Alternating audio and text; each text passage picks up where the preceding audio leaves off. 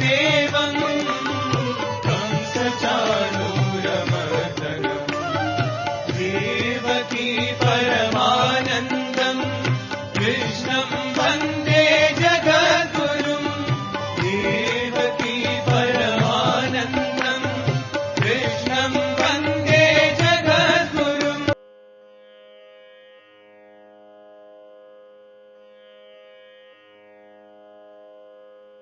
శ్రీ గురుభ్యో నమః. వ్యాస విరచిత శ్రీమద్భాగవతంలో దశమ స్కందంలో 60వ అధ్యాయం ప్రారంభించుకున్నాం. ఈ అధ్యాయంలో రుక్మిణీదేవి శ్రీకృష్ణుల యొక్క విరసోక్తులు, శ్రీకృష్ణ పరమాత్ముడు ఆట పట్టించడం, ఆ హాస్యోక్తుల్ని అర్థం చేసుకోక రుక్మిణీదేవి బాధపడటం, ఆ తర్వాత రుక్మిణీదేవి కృష్ణుడు పలికినటువంటి ఆ చతురోక్తులని విరసోక్తులని మళ్ళీ శ్రీకృష్ణుడికే అప్పచెప్పడం, అవన్నీ సత్యమని నిరూపణ చేయటం, ఖండించడము, ఇవన్నీ జరుగుతున్నాయి. నేడు చెప్పుకునేటువంటి అంశంలో నిన్ను తప్ప స్త్రీలు ఇంకెవరిని కోరుకుంటారయ్యా మహానుభావ, నీలాంటి గుణాలు, నీలాంటి ప్రతాపాలు, శౌర్య పరాక్రమాలు ఇంకెవరికి ఉంటాయి అంటూ దేవతల్ని ఖండించింది, మహారాజుల్ని ఖండించింది శ్రీకృష్ణుని యొక్క గుణాలు చెప్తూ, అనేకమైనటువంటి గుణాలు. ఎందుకంటే నన్ను కోరుకున్నటువంటి వాళ్ళు బాధపడతారు అని చెప్పి శ్రీకృష్ణుడు అన్నటువంటి మాటకి సమాధానం చెప్తుంది రుక్మిణీదేవి. ముందుగా భగవత్ సంకీర్తన చేసుకుని మనం ప్రారంభించుకుందాం. ఓం శుక్లాంబరధరం విష్ణుం శశివర్ణం చతుర్భుజం ప్రసన్నవదనం ధ్యాయేత్ సర్వవిఘ్నోపశాంతయే వ్యాసం వసిష్ఠనప్తారం శక్తేః పౌత్రమకల్మషం పరాశరాత్మజం వందే సుఖతాతం తపోనిధిం వ్యాసాయ విష్ణురూపాయ వ్యాసరూపాయ విష్ణవే నమో వై బ్రహ్మనిధయే వాసిష్ఠాయ నమో నమః. నారాయణం నమస్కృత్య నరం చైవ నరోత్తమం దేవీం సరస్వతీం వ్యాసం తతో జయముదీరయేత్. హరి ఓం.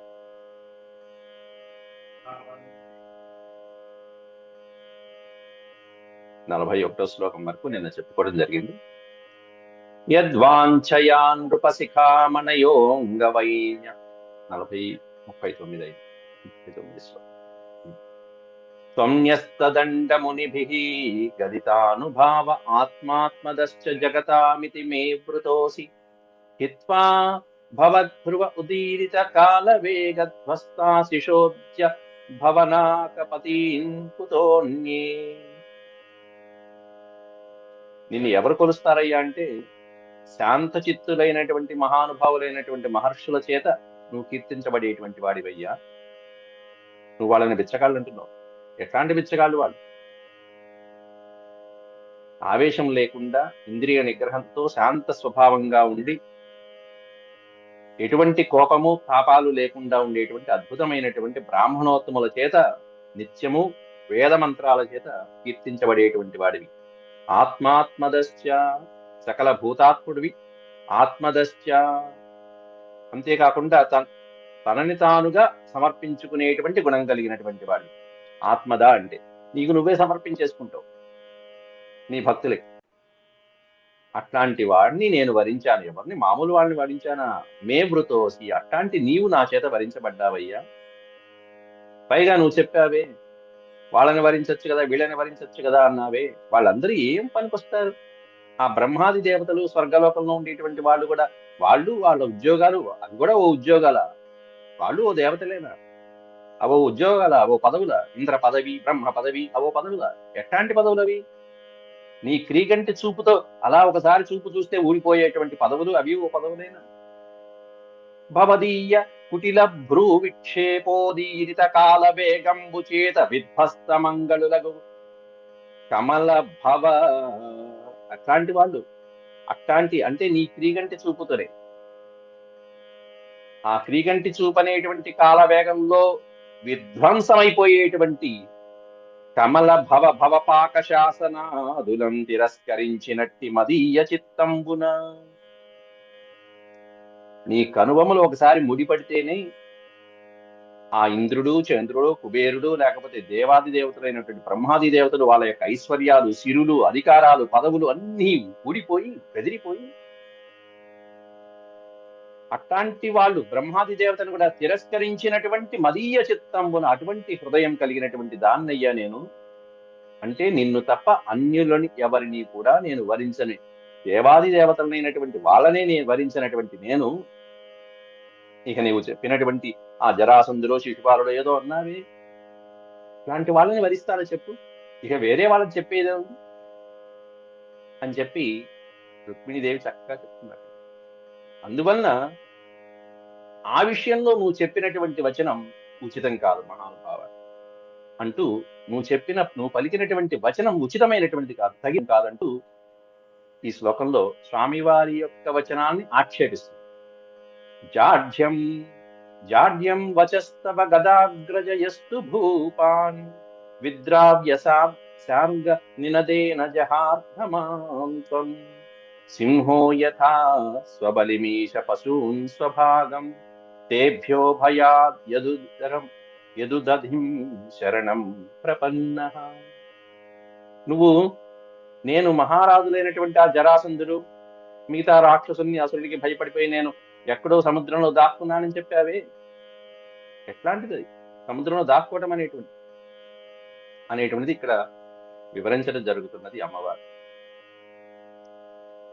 అటువంటి అంతమంది రాజులు, శిశుపాలుడు మొదలైనటువంటి వాళ్ళు తన అనుయాయులతో పాటుగా మూకుమ్మడిగా ఒక్కసారి ఆ కళ్యాణ ఘట్టంలో, స్వయంవర ఘట్టంలో వస్తే నీవు నీ అనేటువంటి ధనస్సుతో సుదర్శన చక్రాయుధంతో అరవీర భయంకరంగా యుద్ధం చేసి ఆ మోకని చీల్చి చెండాడి వాళ్ళ మధ్యలోంచి నీకు సంబంధించినటువంటి నన్ను హరించుకుని తీసుకువెళ్ళావు. ఎలా తీసుకువెళ్ళావు? సింహో యథా, సింహంలాగా తీసుకువెళ్ళావు.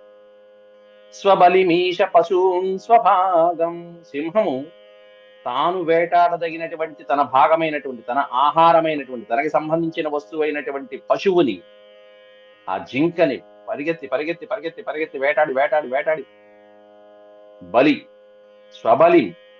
స్వబలి అంటే తనకు సంబంధించినటువంటి ఆహారాన్ని వెతుక్కుంటూ పరిగెత్తుకుంటూ వేటాడి మిగతా జంతువులన్నిటినీ కూడా ధిక్కరించి మరి తీసుకుని వెళ్తుందో ఆ సింహము తీసుకువెళ్ళినటువంటి విధంగా నీవు త్వం మాం జహార్థ, జహార్థ అనే పదానికి అర్థం నువ్వు హరించావు, నువ్వు నన్ను అలా హరించుకు తీసుకువెళ్ళావు. ఎవరి మధ్యలో, ఎవరి నుంచి తీసుకువెళ్ళావు? యస్తు భూపాన్ విద్రావ్య, సమస్తమైనటువంటి రాజులందరినీ కూడా విద్రావ్య, వాళ్ళందరి యొక్క ఆలోచనల్ని వమ్ము చేసి వాళ్ళని ధిక్కరించి, విద్రావ్య అనే పదానికి అర్థం తరిమి కొట్టుటాను. వాళ్ళని తరిమి కొట్టి, యుద్ధ భూమి నుంచి, సమర భూమి నుంచి వాళ్ళని తరిమి కొట్టి నీ యొక్క అద్భుతమైనటువంటి శార్గిన్ అనేటువంటి ధనస్సు చేత, ఆ ధనుష్టంకారం చేత మాత్రమే వాళ్ళందరి యొక్క హృదయాలు బద్దలైపోయేట్టు చేసి వాళ్ళందరి మధ్యలోంచి నన్ను తీసుకువెళ్ళావు గదాగ్రజ. హే గదాగ్రజ, గదుని యొక్క అగ్రజుడైనటువంటి వాడు శ్రీకృష్ణ పరమాత్మ. ఓ గదాగ్రజ, ఓ శ్రీకృష్ణ పరమాత్మ. కాబట్టి సింహము తన ఆహారమైనటువంటి, తన ఆహార భాగాన్ని మిగతా జంతువుల నుండి ఎలా అయితే ధిక్కరించి మరి తీసుకువెళ్తుందో, అట్టా నువ్వు స్వయంవరంలో మిగిలినటువంటి రాజులందరినీ కూడా ధిక్కరించి నీ యొక్క శార్గిన్ ధనస్సుతో, చక్రాయుధంతో నన్ను అలా హరించుకు తీసుకువెళ్ళావయ్యా, పురుష సింహం లాంటి వాడివి. అట్లాంటి నీవు అలా తీసుకువెళ్ళి వాళ్ళందరినీ ఎదిరించి తీసుకువెళ్తే నువ్వేమంటున్నావు? భయంతో పారిపోయాను అని నువ్వేదో ఉపమానం చెప్పావు. తేభ్యో భయా యదుదధిం శరణం ప్రపన్నః ఇతి తవ వచః జాఢ్యం ప్రభో. ఈ జాఢ్యం తవ వచః అనేటువంటిది 4వ పాదం చివర్లో ఇక్కడ పెట్టుకుంటే బాగుంటుంది అన్వయం. తేభ్య అంటే అటువంటి నీ చేత ఓడించబడినటువంటి రాజులు ఎవరైతే ఉంటారో, శిశుపాలుడు లాంటి పనికి మాలినటువంటి వెధవల చేత, తేభ్యో భయాద్ యదుదధిం, వాళ్ళ యొక్క భయంతో నువ్వు ఉదధిలో, సముద్రంలో, శరణం ప్రపన్న, నేను వెళ్ళి సముద్రంలో దాక్కున్నాను అని నువ్వు పలికినటువంటి తవ వచః జాఢ్యం ప్రభు, జాడ్యం. జాడ్యము అంటే అది ఉచితమైంది కాదు, అది మూర్ఖత్వంగా పలికినటువంటి మాటలాగా పలికి నువ్వు దాక్కోవడమేమి. వాళ్ళు నీ చేత ఒకసారి ఓడింపబడినటువంటి మూర్ఖులు వాళ్ళు, అల్పులు వాళ్ళు. నీ ముందు వాళ్ళంతా ఓ చిన్న జింకం లాంటి వాడు, నువ్వు సింహం, పురుష సింహాని అని. ఇక్కడ నువ్వు సముద్రంలో దాక్కోవటం అనేటువంటి అనుచితమైనటువంటి మాట అన్నది పూర్వ శ్లోకాన్ని కూడా మీరు ఇక్కడ గుర్తు చేసుకుని సమన్వయించుకుంటే, అక్కడ పూర్వ శ్లోకంలో సముద్రం అంటే ఏం చెప్పింది అనేది కూడా గుర్తు చేసుకోండి. కాబట్టి సముద్రం వేరు, అతి గాంభీర్యమైనటువంటి హృదయ కుహరంలో దాగుకున్నటువంటి అంతఃకరణాలలో ఉండేటువంటి పరమాత్మవి నీవు అని చెప్పి అక్కడ హృదయాన్ని సముద్రంతో పోల్చి చెప్పింది. కాబట్టి ఇక్కడ కూడా ఒకటి చెప్పింది. కాబట్టి 2 శ్లోకాలు ఈ ఆయన చెప్పినటువంటి ఈ మాట, సముద్రంలో దాక్కున్నాను, నేను వెళ్ళి తప్పించుకుని దాక్కున్నాను అన్న మాటకి 2 శ్లోకాలతో సమన్వయం చేసింది, సమాధానం చెప్పింది రుక్మిణీదేవి. తర్వాత శ్లోకంలో యద్వాంఛయా నృపశిఖామణయోంగ వైన్యజాయంత నాహుష గయాదయ ఐకపత్యం రాజ్యం విసృజ్య వివిశుర్వనమంబుజాక్ష సీదంతి తేను పదవీంత ఇహా స్థితా కిం. నిన్ను నమ్ముకున్నటువంటి వాళ్ళు ఇబ్బంది పడతారన్నాడుగా. నన్ను నమ్ముకున్నటువంటి వాళ్ళందరూ నట్టేట ములుగుతారు, ఇబ్బంది పడతారు. కాబట్టి అనవసరంగా నన్ను కోరుకున్నావు రుక్మిణి అన్నాడు కృష్ణుడు. దానికి సమాధానంగా, ఎవరయ్యా నిన్ను నమ్ముకుని ఇబ్బంది పడింది ఒక్కడు చెప్పు అంటూ ఒక లిస్టు పెట్టేసింది ఇక్కడ. ఇదిగో నిన్ను నమ్ముకుని నీ పాదాల యొక్క సేవనే నమ్ముకున్నటువంటి ఈ పైన చెప్పినటువంటి రాజులు ఎవరు ఇబ్బంది పడ్డారో చెప్పు.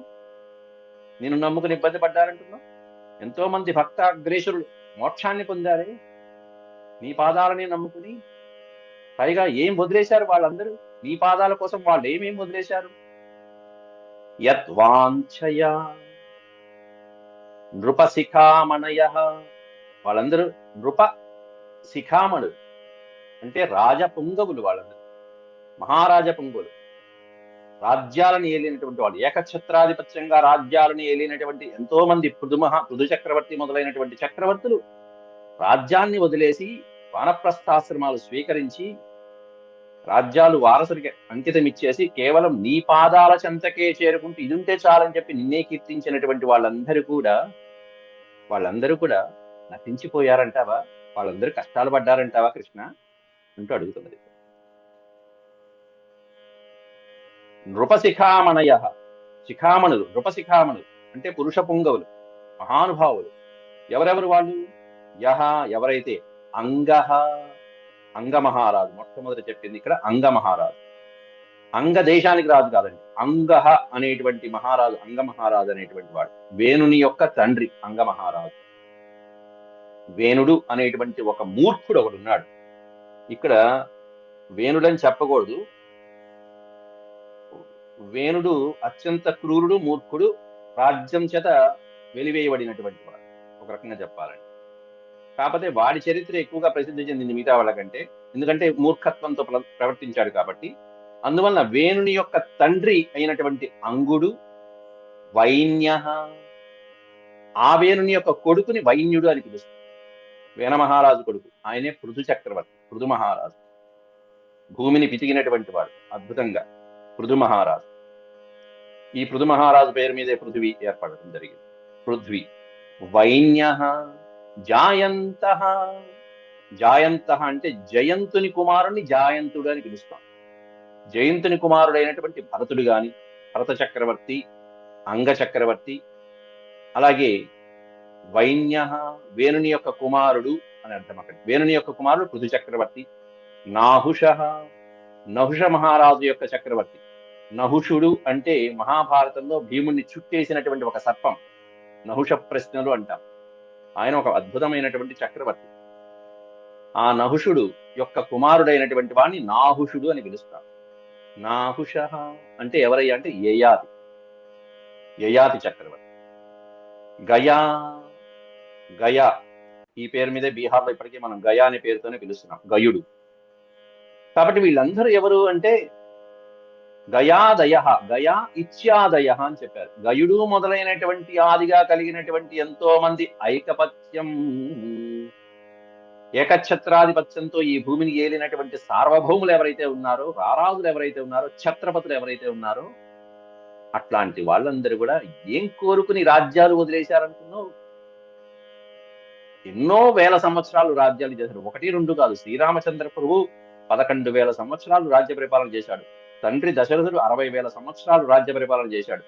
వాళ్ళకంటే ముందు తరం వాళ్ళు వీళ్ళందరూ కూడా ఇంకా ఎన్నో వేల సంవత్సరాలు రాజ్యాలు చేసి చేసి చేసి చేసి చేసి ఛీ, ఇది ఒక జీవితమేనా అనుకున్నారు. రాజ్యాన్ని పరిపాలించి చిట్ట చివరికి ఏం తెలుసుకున్నారు?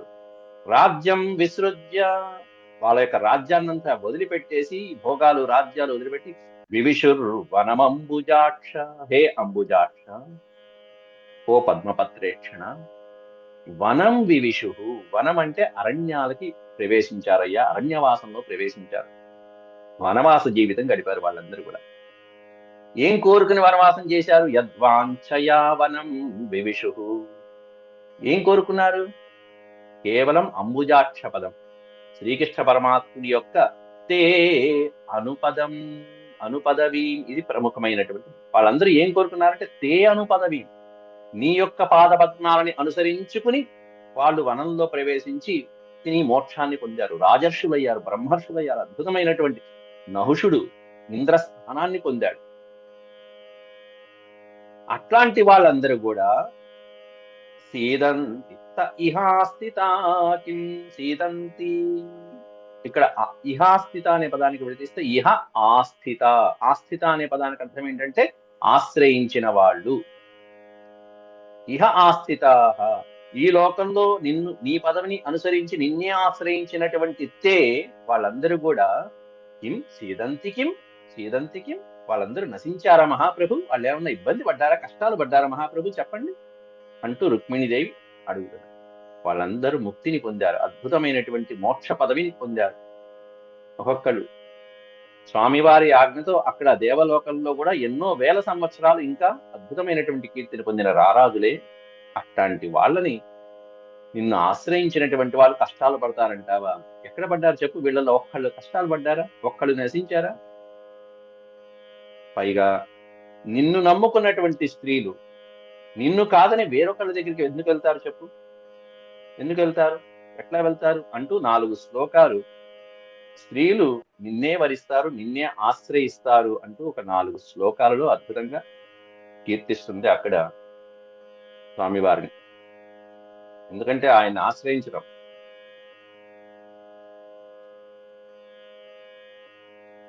విమల జ్ఞాన నిరోధులైన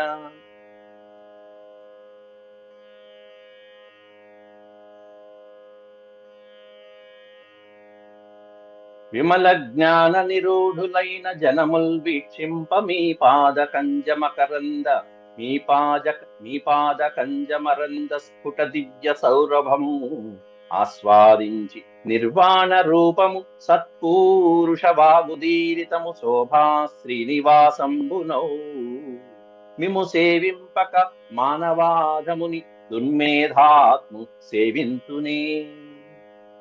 ఓ విమల జ్ఞాన నిరూఢమ, నిర్మలమైనటువంటి జ్ఞానధనులైనటువంటి జనులైనటువంటి వాళ్ళందరూ నిన్నే, నీ పాద పద్మాలనే నమ్ముకుంటూ నీ పాద పద్మాల యొక్క మకరందాన్ని, మాధుర్యమైనటువంటి సౌరభాలని ఆస్వాదిస్తూ మోక్షదాయకమైనటువంటి సత్పురుషుల యొక్క స్థుతికి పాత్రము సుభావము అయినటువంటి ఆ మీ మూర్తినే సేవిస్తూ ఉంటే, మిమ్మల్ని తప్ప ఇంకా ఎవరైనా, మానవాధముల్ని ఎవరైనా సేవిస్తారా మహాప్రభు చెప్పండి? అట్లాంటి పాద పద్మాలు కలిగినటువంటి వాడు కదా మీరు. అట్లాంటి మిమ్మల్ని తప్ప నరాధముడైనటువంటి వాడు, ఎవరైనా నరాధముడు ఉంటే వేరే వాళ్ళని సేవిస్తాడు, కానీ నరోత్తముడైనటువంటి వాడిని, మానవాధముని ఇంకెవరైనా సేవిస్తారా చెప్పు? విమల జ్ఞాన నిరూఢులై జనముల్ వీక్షింప మీ పాద కంజ మరంద స్ఫుట దివ్య సౌరభము ఆస్వాదించి నిర్వాణ రూపము సత్పురుష వాగుదీరితము శోభా శ్రీనివాసంబునౌ మిము సేవింపక మానవాధముని దుర్మేధాత్ము సేవింతునే అంటూ చక్కగా వివరించాడు పోతనామాచుడు ఈ పద్యాలను. కాన్యం, అదే వ్యాసుడు వారు ఇదిగో అదే పద్యాన్ని, కా అన్యం శ్రయేత తవ పాద సరోజగంధమాఘ్రాయ సన్ముఖరితం జనతాపవర్గం లక్ష్మ్యాలయం లక్ష్మ్యాలయం విగణయ్య గుణాలయస్య మత్యా సదోరుభయమర్థ వివిక్త దృష్టి అంటూ వ్యాసుల వారు అదే పద్యాన్ని సంస్కృతంలో మూలంలో ఇలా చక్కగా వివరించారు. కా అన్యం శ్రయేత, ఈ శ్రయేత అనేటువంటి పదం పక్కన ఆని పెట్టుకుంటే ఆశ్రయేత, సులభంగా మీకు అర్థమైపోతుంది. ఆ పెట్టుకుంటే అన్యం కా ఆశ్రయేత, కా అంటే స్త్రీలింగం. నిన్ను తప్ప ఏ స్త్రీ అయినా అన్యులని ఆశ్రయిస్తుందా మహాప్రభు చెప్పండి అంటూ మొదటి పాదంలోనే కా అన్యం ఆశ్రయేత తవ పాద సరోజగంధం, నీ పాద పద్మాల యొక్క సరోజ గంధాలని ఆఘ్రాణించడానికి అద్భుతమైనటువంటి ఓలలు ఉండేటువంటి భక్తులైనటువంటి స్త్రీలు, ఆ మకరందాని గురించి తెలుసుకున్నటువంటి స్త్రీలు నిన్ను కాక మిగతా వారిని స్మరిస్తుందా, తలుచుకుంటుందా? కా అన్యం ఆశ్రయేత తవ పాద సరోజ గంధమాఘ్రాయ, నీ పాద పద్మాల యొక్క సరోజవంతమైనటువంటి సుగంధమైనటువంటి గంధాలని ఆగ్రహించి, ఆ పాద పద్మాల నుంచి అద్భుతమైనటువంటి గంగానది ఉద్భవించింది. అట్లాంటి పాదపద్మాల యొక్క సుగంధభరితమైనటువంటి ఆ సువాసనని ఆఘ్రాణించి సన్ముఖరితం జనతాపవర్గం, ఈ సన్ముఖరితం అంటే సత్పురుషుల యొక్క ముఖముల నుండి వెలువడినటువంటి స్వామి యొక్క కీర్తనలు. సన్ముఖరితం, సజ్జనులు సత్పురుషుల చేత కీర్తించబడేటువంటివి, వారి యొక్క ముఖముల నుండి, ముఖము అంటే నోటి నుండి వెలువడినటువంటివి అని అర్థం. ముఖరితం సన్ముఖరితం, సత్పురుషుల యొక్క ముఖముల నుండి, నోటి నుండి వెలువడినటువంటి అద్భుతమైనటువంటివి ఏవైతే ఉన్నాయో అవి జనతాపవర్గం. ఈ జనతాపవర్గం అనేటువంటిది అద్భుతమైనటువంటి పదం. జనతా అపవర్గం అని అర్థం. రెండో విధంగా విభజించుకుంటే జన తాపవర్గం అని ఒక జనత అనే దగ్గర విభజించుకుంటే చక్కగా అర్థం వస్తుంది. జనత అపవర్గం అంటే జనుల యొక్క సంసార బాధలు మొదలైనటువంటి వాటి నుంచి అపవర్గం తొలగించేటువంటి స్వామి. అంటే వాళ్ళ సంసార బాధను తొలగించి ఏమిస్తాడు? మోక్షాన్ని ప్రసాదించేటువంటి స్వామి. కాబట్టి నీ పాద పద్మాలని పట్టుకుంటే జనుల యొక్క తాపములు అనేటువంటి వర్గం తొలగిపోయి జనుల యొక్క ఈ సంసార బాధ తొలగించేసి మోక్షం అనేటువంటి వర్గంలో ప్రవేశింపజేస్తావు. అట్లా సత్పురుషులు నిన్ను కీర్తిస్తున్నారే, అటువంటి పాదపద్మాలని వదిలిపెట్టి ఏ స్త్రీ ఇంకొకడిని కోరుకుంటుందో చెప్పు. పైగా నీవు నీ పాదపద్మాలు ఎట్లాంటివి? లక్ష్మ్యాలయం, లక్ష్మికి నిలయమైనటువంటి, శ్రీ మహాలక్ష్మికి నిలయమైనటువంటి ఆలయమైనటువంటి అద్భుతమైనటువంటి దేహం నీది. లక్ష్మ్యాలయం విగణయ్య గుణాలయస్య, అద్భుతమైనటువంటి గుణాలకి నిలయమైనటువంటి నీ యొక్క స్వరూపము, దాన్ని అటువంటి స్వరూపాన్ని విగణయ్య, విగణయ్య అంటే విడిచిపెట్టి, అటువంటి నీ స్వరూపాన్ని విడిచిపెట్టి మత్యా సదోరుభయ తదోరుభయం అర్థ వివిక్త దృష్టి, వివేకం కలిగినటువంటి ఏ స్త్రీ అయినా సరే ఈ మత్య వివిక్త దృష్టి, సదోరుభయం, విపరీతమైనటువంటి జనన మరణాలతో కూడుకున్నటువంటి ఈ జీవన చక్రం అనేటువంటి భయం కలిగినటువంటి మానవులని మత్స్యాహ కా అన్యం ఆశ్రయేత, అటువంటి సాధారణమైనటువంటి మానవుల్ని ఆశ్రయిస్తుందా నీ పాద పద్మాన్ని విడిచిపెట్టి? నువ్వేమన్నా జరాసంధుడి దగ్గరికి వెళ్ళు, శిశుపాలుడి దగ్గరికి వెళ్ళు అని చెప్పి నన్ను ఆ విధంగా మాట్లాడతావా నా దగ్గరికి వచ్చి? నీ పాద పద్మాలు వదిలిపెట్టేసి నేను ఇంకొక మర్చుడి దగ్గరిని ఆశ్రయించడమా? ఎట్లాంటి మర్చుడు? ఎవడి మర్చుడు? సదోరు భయం అర్ధ వివిక్త దృష్టి. వివిక్త అనే పదానికి అర్థం వివేకము, వివిక్త దృష్టి, వివేచన జ్ఞానము, వివేక జ్ఞానము, ఆలోచన జ్ఞానము. ఎటువంటిది? అర్థ వివిక్త దృష్టి. ధర్మ అర్థ కామ మోక్షాలు, ఈ సంసారము, భవబంధాలు మొదలైనటువంటి జనన మరణాల గురించి చక్కటి దృష్టి కలిగినటువంటి ఏ స్త్రీ అయినా ఇటువంటి సాధారణ మానవుణ్ణి కోరుకుంటుందా? చెప్పు, నువ్వు చెప్పు అన్నది ఒకసారి. అంతేకాకుండా ఎవరు నిన్ను సేవిస్తారో వాళ్ళని నీవు తరింపజేస్తావయ్యా స్వామి, నువ్వు తరింపజేస్తావు. నిన్ను ఆశ్రయించినటువంటి వాళ్ళని, నిన్ను కోరుకున్నటువంటి వాళ్ళని నువ్వు తరింపజేస్తూ ఉంటావు అంటూ తర్వాత శ్లోకంలో చెప్తుంది. తం త్వం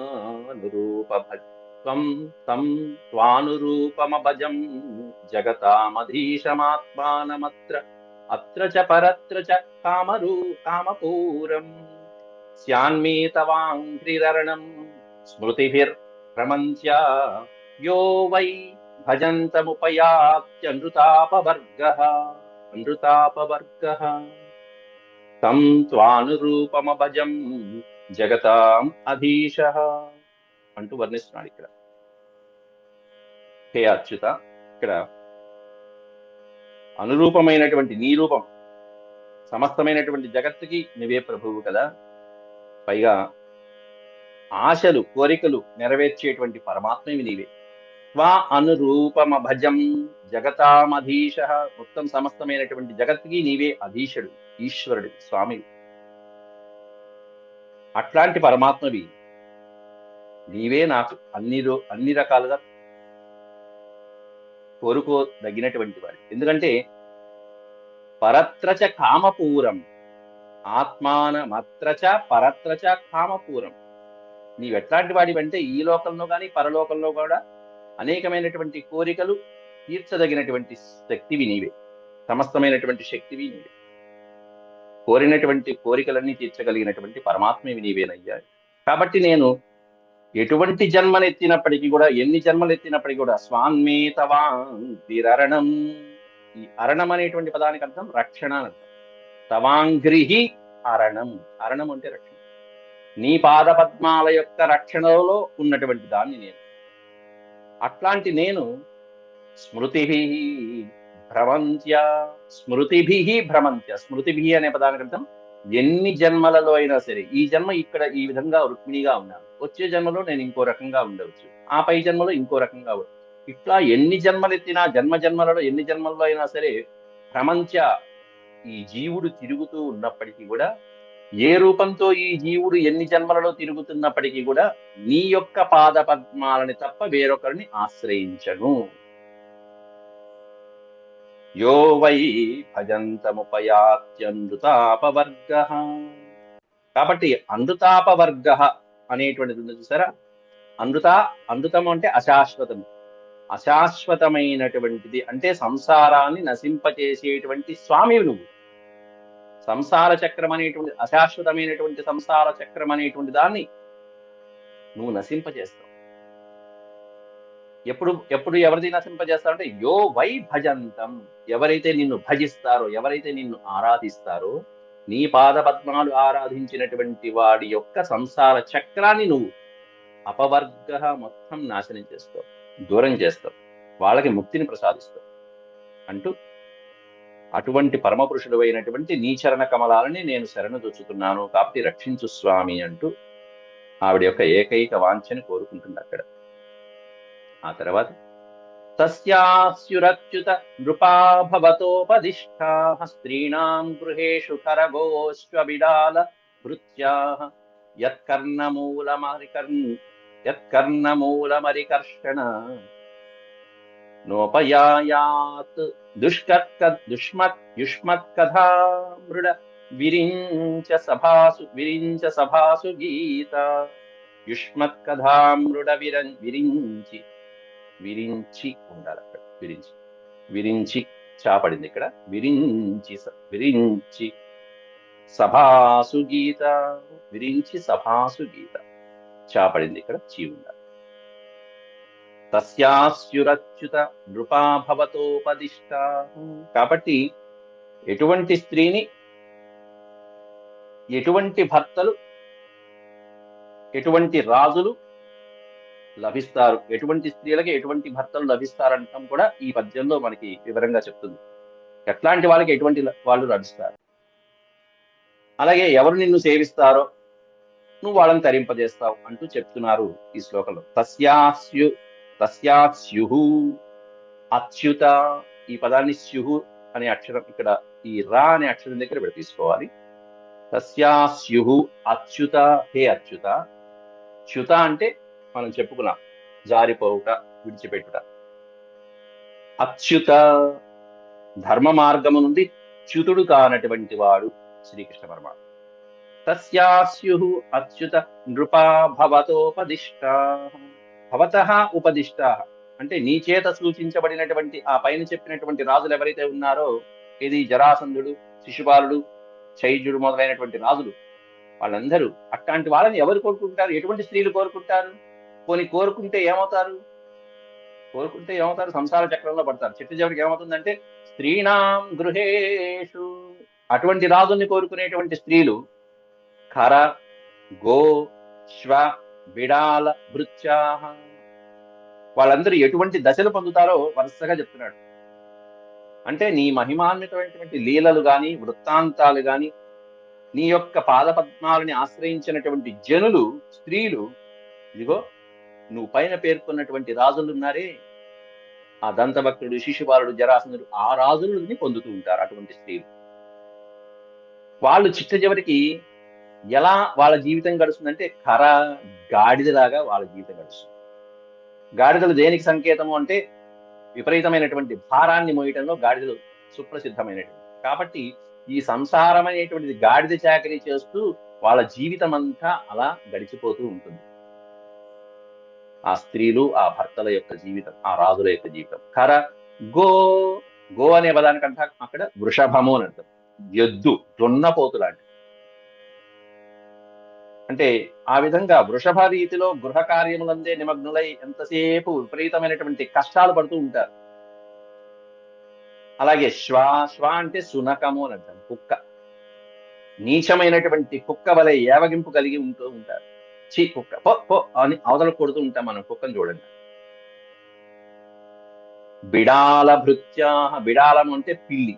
అత్యంత నీచమైనటువంటి జాతుల్లో కృపణమైనటువంటి దయాపరమైనటువంటి ఈ పిల్లుల వలె, హింసా స్వభావం కలిగినటువంటి వాటి వలె ఈ విధమైనటువంటి జీవులు, ప్రాణులు ఏ విధంగా చాకిరీ చేస్తూ ఉంటాయో అట్ట ఈ పైన చెప్పినటువంటి మహారాజుల్ని ఆశ్రయించినటువంటి స్త్రీలు ఆ విధంగా చాకిరీ చేసుకుంటూ సంసార సాగరంలో జనన మరణం అనేటువంటి చక్రంలో పడి తిరుగుతూ ఉంటారు. ఎవరు తిరుగుతారంటే ఇదిగో యత్ కర్ణమూలమరికర్షణ నోపయాయా, ఎవరి చెవుల యొక్క రంధ్రములలో అయితే నీ యొక్క కీర్తనలు గాని, నీ లీలలు గాని వినటానికి నోచుకోవో, నా ఉపయాయ. స్వామి కీర్తనలు గాని, పాటలు గాని, భజనలు గాని ఆయన గురించి చెప్తుంటే ఇంకా అలా చెవులు రెక్కరించుకుని వినేటువంటి భక్తులు కొంతమంది ఉంటారు. వాళ్ళ జన్మధన్యం. ఇవన్నీ చెప్తుంటే పక్కకి వెళ్ళిపోయేటువంటి కొన్ని జీవితాలు ఉంటాయి. అదిగో వాళ్ళ జీవితాలు ఇట్లా సంగడతాయని చెప్పి మీ దేవి చెప్పడం అక్కడ. యత్కర్ణమూలమరికర్షణ నోపయాయ యుష్మత్ కథ, యుష్మత్ కథ, నీ యొక్క కథను మృడ విరించి సభాసు గీత. ఇక్కడ మృడ అనేటువంటి పదం దగ్గరే దాని బదులు హర అనేటువంటి వేరొక పాఠాంతరం కూడా ఉన్నది. హర విరించి సభాసు గీత. హర అంటే రుద్రుడు గాని, బ్రహ్మ, ఇంద్రుడు మొదలైనటువంటి దేవతల యొక్క సభలలో చక్కగా నీ కీర్తిని గానం చేస్తుంటే వినటానికి నోచుకోనేటువంటి అభాగ్యమైనటువంటి స్త్రీలందరూ ఇదిగో ఇట్లాంటి మహారాజుల్ని పొంది జనన మరణ క్లేశాలు పొందుతూ కుక్క చాకిరీ చేస్తూ వాళ్ళ జీవితాలు గడుస్తున్నాయి అంటూ రుక్మిణీదేవి. కాబట్టి ఏది నీ లీలలు విననటువంటి వాళ్ళకి ఇలా పడుతున్నాయి, ఇక నీ పాదాబ్జాల్ని సేవించినటువంటి వాళ్ళకి ఇంకెంత ఐశ్వర్యం లభిస్తుందో చెప్పు. అద్భుతమైనటువంటి ఐశ్వర్యం లభిస్తుంది కదా అంటూ అక్కడ రుక్మిణీదేవి ప్రశంసిస్తూ ఉంటుంది. అద్భుతమైనటువంటి పోతన గారు దీన్నే ఒక అద్భుతమైనటువంటి శీసపద్యంలో చెప్పారు. మందార మకరంద మాధుర్యమనతేలు అని ఏదైతే ఉందో ప్రహ్లాదుడికి సంబంధించి, అట్లాగే నీరదాగమ మేఘ నిర్యత్పయపాన చాతకం బేగునే చౌటి పడెకు పరిపక్వమాకంద ఫలరసంబులు క్రోలు కీరంబుసనుని దుత్తూరములకు ఘనరవా కర్ణనోత్కలిక మయూరము కోరునే కఠిన చల్లీరవంబు కరికుంభ పిసిత సద్గ్రాసమోదిత సింహమరుగునే సునక మాంసాభిలాష ప్రవిమలాకార భవదీయ పాద పద్మయుగమ సమాశ్రయ నైపుణోద్యోగ చిత్తమన్యు చేరునే తనకుపాస్యంబుగాక భక్తమందార దుర్భర భవవిదూరా అంటూ కీర్తించింది రుక్మిణీదేవి. అంటే వర్షాకాలంలో మేఘము అలా స్రవిస్తూ ఉంటే వర్షధారాన్ని కురిపిస్తూ ఉంటే ఆ జల బిందువుల్ని ఆస్వాదించడానికి చాతకపక్షి నోరు తెరిచి ఆ అద్భుతంగా కింద పడనటువంటి ఆ నీటి బొట్టని ఆస్వాదిస్తూ ఉంటే అది చాతకపక్షి అంటే అనుకుంటూ ఉంటాం. అది చాతకపక్షి యొక్క జీవితం. అంతేగాని అల్పుల్ని ఆశ్రయించి దాని జీవితంలో ఎప్పుడు నీటి గుంటలకి, చవిటి గుంటలకి వాటికి వెళ్ళదు ఎప్పుడు. పిల్ల కాలవలకి, చిన్న చిన్న మురికి కాలంలో ఉన్న నీటిని తాగదు. అప్పటికప్పుడు ఫ్రెష్ గా అలా వర్షధారలు కురిపిస్తున్న వరుణుడి యొక్క అద్భుతమైనటువంటి ఆ వర్షపు బిందుల్ని స్వయంగా తాగుతుంది కింద పడక. నీరదాగమ మేఘ, ఆ వర్షాకాలపు మేఘం చిపడు. నీరదాగమ మేఘ నిర్యత్పయ పాన చాతకం బేగునే చౌటి పడకు. అప్పుడే పండిన చక్కగా పక్వానికి వచ్చినటువంటి పండిన మామిడి పండ్ల రసాన్ని గ్రోలేటువంటి చిలక ఆ ఉమ్మెత్త పూలకిను చిన్న చిన్న చిన్న చిన్న పళ్ళకి ఆశ్రయిస్తూ ఉంటుందా. పరిపక్వ మాకంద ఫల రసంబులు క్రోలు కీరంబుసనుని దుత్తూరములకు. అంతేకాకుండా ఆ నెమలి నాట్యం చేస్తూ ఉంటుంది. ఆ మేఘం చక్కగా అద్భుతమైనటువంటి మేఘం వచ్చి ఆ మేఘ గర్జన ఒక్కసారి ఆలకించంగానే ఆ వర్షం పడేటువంటి సన్నివేశం ఒక్కసారి ఊహించుకుని నెమలి నాట్యం చేస్తూ ఉంటుంది. నీలమేఘ గర్జనాన్ని విని ఆనందించేటువంటి నెమలి కీచురాళ్ల యొక్క రొద విని నాట్యం చేస్తుందా, ఇష్టపడుతుందా? కీచురాళ్ళు ఓ కీచు కీచు కీచు కీచమంటూ అరుస్తూ ఉంటే అది విని నాట్యం చేస్తుందా నెమలేమంట. ఘనరవాకర్ణ నోత్కలిక మయూరము కోరునే కఠిన చెల్లీరవంబు. చెల్లి అంటే కీచురాయి. అంతేకాకుండా ఏనుగు కుంభస్థలంలోని మాంసాన్ని భుజించి తృప్తి చెందేటువంటి ఆ సింహము ఎప్పుడైనా కుక్క మాంసానికి ప్రకృతి పడుతుందా? కరికుంభ పిసిత సద్గ్రాస మోదిత సింహమరగునే సునక మాంసాభిలాష. ఓ శుభాకార, ఓ సుందరాకార, ఓ కమనీయాకార, నీ పాదపద్మాలని కోరి ఆశ్రయించి ఆనందించేటువంటి హృదయము మరొక దానిని ఆశ్రయిస్తుందా, ఇంకొకళ్ళని కోరుకుంటుందా చెప్పు స్వామి అంటూ రుక్మిణీదేవి చక్కగా ముగిస్తుంది. ప్రవిమలాకార భవదీయ పాద పద్మయుగ సమాశ్రయ నైపుణోద్యోగ చిత్తమన్యుచేరునే తనకు పాస్యంబుగాక భక్తమందార దుర్భర భవ విదూరా అంటూ కోరుకున్నదా తల్లి.